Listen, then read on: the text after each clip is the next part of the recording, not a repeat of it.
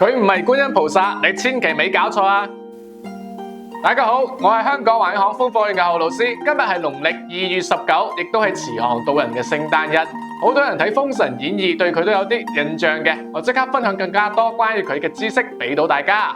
慈航道人又叫做慈航真人，被尊為慈航普渡圓通自在天尊，係元始天尊座下嘅12金仙之一。佢手持楊柳枝同埋玉淨瓶，以慈悲為懷，普渡眾生。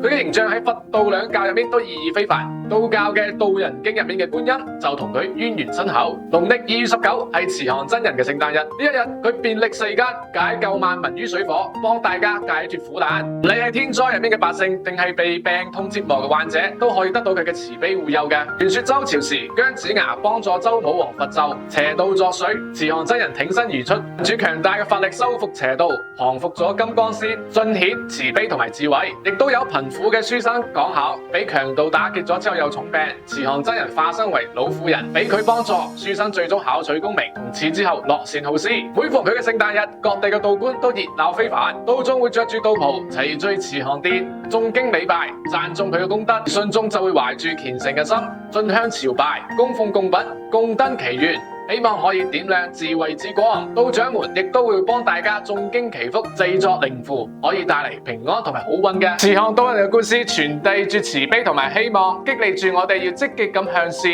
同埋要關愛他人。我哋即刻將呢條視頻轉發出去，將呢份溫暖同埋力量傳遞俾更加多嘅人啦！